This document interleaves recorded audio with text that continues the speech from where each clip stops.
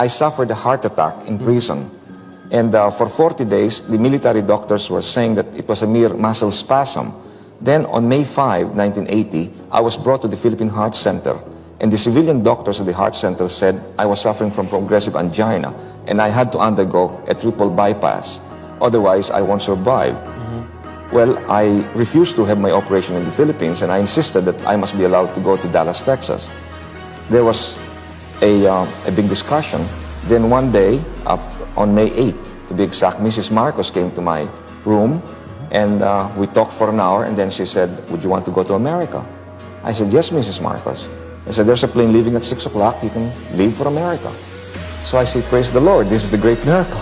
And now you're in the Philippine Heart Center, which is one of Yes. Mrs. Marcos' projects. and we donated some money to it a few years ago, as a matter of fact, here at the 700 Club. And she says, would you like to go? You can leave at 6 o'clock tonight, and that just like that. Just like that.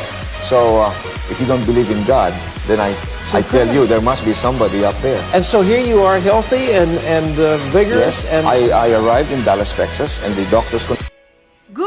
Good morning, good morning, good morning, good morning, good morning, good morning to everyone, to all the beautiful people out there. Yesterday, I received a private message sa aking Facebook from a friend telling me that until now, she's still surprised bakit ang Marcos ang sinuportahan ko. Yung parang gusto ba niya na parang katulad nga ng sinasabi ng iba na tayo daw may nabudol, tayo ay bobo, tayo ay tanga, tayo ay stupida na sumuporta sa Pamilya Marcos. And instead of replying to her PM, I will just make a video. Gagawa ako ng video na ganito as a reply to her and at the same time para po mapanood nyo. Malaki po ang bilib ko at respeto ko kay Imelda Visitasyon Romualdez Marcos. Bata pa ako, marami na akong naririnig tungkol sa kanya, mga good things ba. And until now, I can proclaim and I can declare na totoo ang mga iyon. Nung naging presidente si Apo Lakay noong 1965, 1966, marami na pong nagawa si Imelda Marcos as the First Lady. Pinaganda niya ang Paco Park, pinaganda niya ang Fort Santiago, at marami pang iba. And during the 1978, she was considered as the Ambassador Plenipotentiary Extraordinary. Kaya this has given her the right to travel around the world, hindi lang po para umepal o para maging sikat. No. Nag-travel siya around the world for peace, unity, for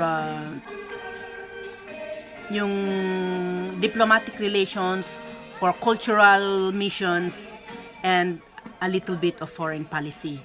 Yung pagpunta-punta niya sa mga countries na iba't iba only determines and only shows how powerful she was and how friendly she was, kasi nga gusto niyang maging friendly sa lahat-lahat ng nations, at the same time to promote our products through her beautiful ternos and all the beautiful lahat ng mga Philippine-made products na gawa nga sa Pilipinas, or that's redundant, Philippine products na gawa sa Pilipinas. Same banana, saging sa ba. At siya po ay talagang bilib na bilib talaga ako sa kanya. Ang dami-dami niyang nagawa, from yung PICC, yung Philippine Heart Center, yung Cultural Center of the Philippines, ang dami-dami, yung San Juanico Bridge, this is actually in partnership with Apo Lakay. Yung Nayong Pilipino, yung Coconut Palace, which considered as guest house, na unang gumamit ay si Pope John Paul when he visited the Philippines in 1981. Yung mga bliss projects, yung mga pabahay niya na hanggang ngayon marami pa rin ang nagpapakinabang. It's there somewhere in Makati and then in Commonwealth in Quezon City, and nandun din po sa Mindanao. Ang dami niyang bliss project na pabahay para sa mga mahihirap na Pilipino na mga walang bahay noon. And of course, also, I admire her sa mga, the way he raised his children. Kasi nga, sabi nga ng interview, I will repeat this again, na she does not discipline his children. She disciplined herself. Kaya siguro makita mo naman how well-mannered ang kanyang mga anak, pati ang kanyang mga apo. At tingnan niyo po yung pagkamay pa ni Sandro sa number one critic ng pamilya nila, si Rowena Guanzon, that speaks for itself. Although sinasabi nila na si Rowena Guanzon daw actually is a part of BBM camp na naging Trojan horse lang, or I don't know, that will be another video, that will be another topic, because our focus for today is Imelda Marcos.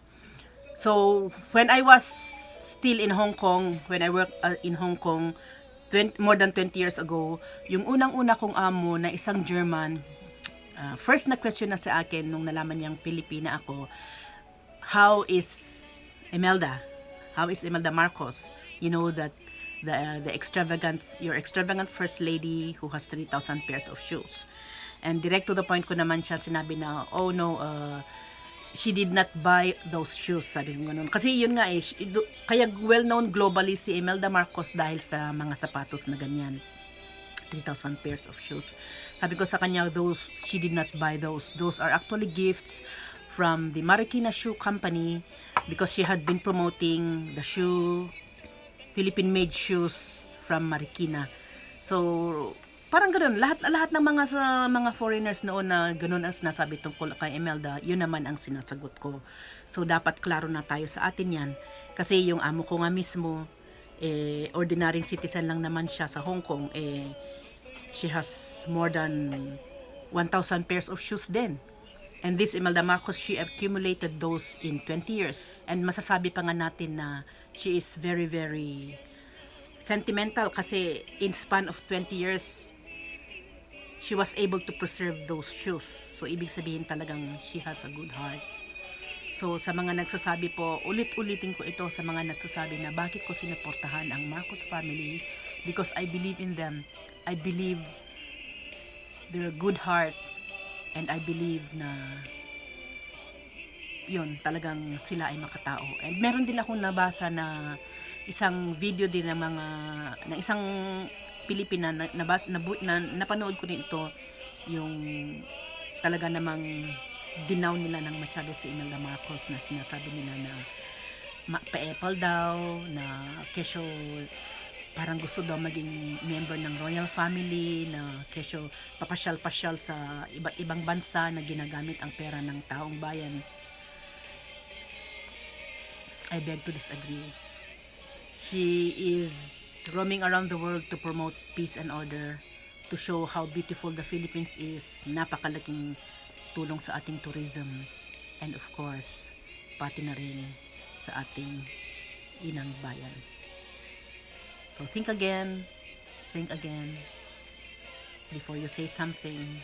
Research and read or watch yung mga credible na sources, and interview or ask those people na nakasalamuha siya or naging parte ng buhay niya. Thank you once again for watching, and may God bless us all. Really understood about Imelda was that she really wasn't a greedy woman. She was very loved, and she is loved, and she's loved by the masses of people in the Philippines. And the people here, everybody that touched her, saw her, fell in love with her. She is an absolutely marvelous, wonderful human being. She was... The truth will come from the ashes of what was done to us. The truth about what happened during the regime as well. And so I think Imelda is a complicated character, because there is something very endearing about her. There is something very endearing about her. There is something very endearing about her. There is something very endearing about her. There is something very endearing about her, and I wanted to show that too. Of course, that's why she's so popular. And I think that's why she agreed to do the film. You know, she's comfortable with her story and her view of the world, and she's going to tell it. And then over the course of the 5 years that we made the film, I also saw... And at the same time, when they talked about heroes of EDSA, the real hero was Marcos. Described as a partnership. Do you see it that way? Well, I wouldn't say to that extent partnership, because the presidency is always in the lead. The First Lady is only there as a helpmate and someone who is supportive to whatever is the need. I would describe it perhaps that he makes the house, and I hope to make it a home. There are some people who would look at the Marcos style and call you extravagant. Yes, it is an extravagance and not, but at the same time, as First Lady, I have to practically flaunt love and beauty, so that the 50 million Filipinos will see what is to love and what is to positively feel and what is perfection. It is part of my commitment, I suppose. I've always claimed to be some kind of a soldier for beauty and a soldier for love, which is some kind of a frivolity and extravagance in this age and stage of mankind when there is so much deprivation. And yet it is so basic for survival of a human being, beauty and love.